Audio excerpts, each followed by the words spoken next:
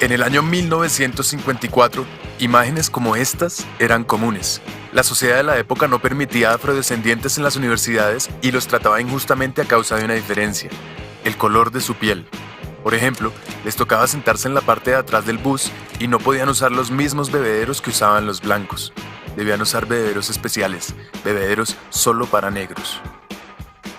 Durante muchos años, la población afrodescendiente vivió la injusticia de no tener garantizados los mismos derechos que sí tenían garantizados los que tenían la piel más clara.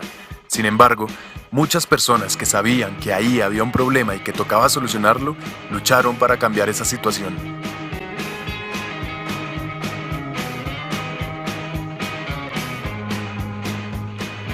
Después de algún tiempo y muchas luchas, en 1964 se aprobó el Civil Rights Act, un papel que dice que sí, los afrodescendientes sí tienen los mismos derechos que los blancos y no debe existir ninguna clase de discriminación en su contra. Aunque con que ese papel existiera y estuviera en el Congreso no se iba a arreglar todo de la noche a la mañana. Una ley es un papel, y para que llegue a la realidad hace falta mucho más trabajo. Es aquí donde recordamos personajes como Martin Luther King, como Mohamed Ali, como Malcolm X, como Tommy Smith y John Carlos, y bueno, como tantos otros que llevaron el mensaje de ese papel a la base de la cultura y realmente ayudaron a cambiar formas de pensar en los hogares norteamericanos y dieron pie para que algo como esto fuera posible, para que cupiera en la cabeza de los norteamericanos que un presidente afrodescendiente los podía representar a todos. Hoy en día el problema no se ha acabado, pero es solo una minoría la que insiste en un concepto tan salvaje y arcaico como el del racismo. Ahora, vean esto.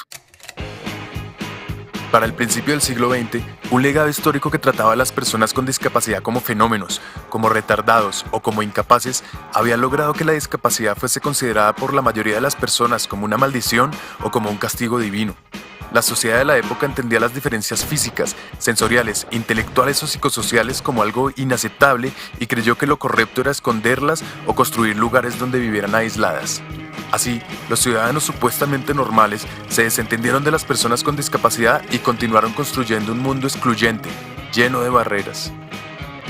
Muchos fueron encerrados de por vida en esas instituciones, incluso en contra de su voluntad, para sufrir tratos inhumanos y degradantes. No se les permitía tomar decisiones y se les hizo creer que jamás podrían vivir por ellos mismos. Se les hizo creer que eran menos, que no eran suficiente. De hecho, se los llamó minusválidos.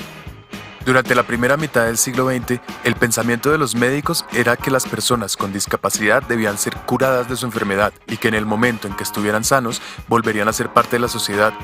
A punta de terapia, les hicieron creer que su problema se les quitaría, pero mientras ese día llegaba, ¿qué?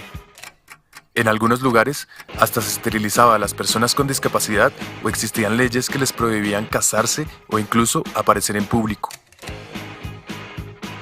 La marca de la discapacidad se creó utilizando los mismos colores que los de un hospital y se pregonó con orgullo el nuevo y maravilloso concepto de la integración, pero en vez de incluirlos realmente, se los integró solo en una parte de la sociedad y así se inició una nueva forma de segregación, mientras que las personas con las discapacidades más complejas seguían presas en instituciones cada vez más inhumanas. Durante la segunda mitad del siglo, ya se tenía claro que eso era un problema y cogió fuerza un movimiento que buscó acabar con esa opresión. Inspirados en otros movimientos de derecho civil, las personas con discapacidad empezaron a manifestarse demandando sus derechos. Activistas lucharon por lograr avances en accesibilidad a los sistemas de transporte masivo, a los sitios públicos, a la información, a la salud, a la educación, al empleo, es decir, a las cosas básicas que cualquier persona tiene derecho. Personas con discapacidades severas crearon los primeros centros de vida independiente para volver a ser parte de la comunidad y poder dirigir sus vidas ellos mismos. Se empezó a usar la consigna "nada sobre nosotros, sin nosotros", y así se empezó a participar en el proceso de diseñar leyes que realmente los tuvieran en cuenta. La lucha a través de los años ha desembocado en un movimiento de derecho civil en todo el mundo.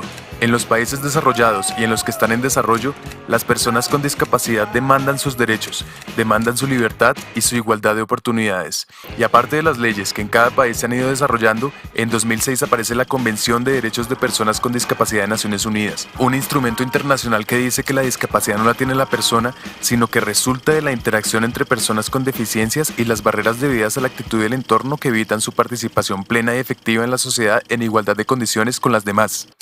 Y al igual que un negro no tiene racismo, sino que el racismo aparece cuando un tipo señala a otro por el color de su piel, yo no tengo discapacidad, sino que la discapacidad aparece cuando yo debo de estar en igualdad de oportunidades con el otro.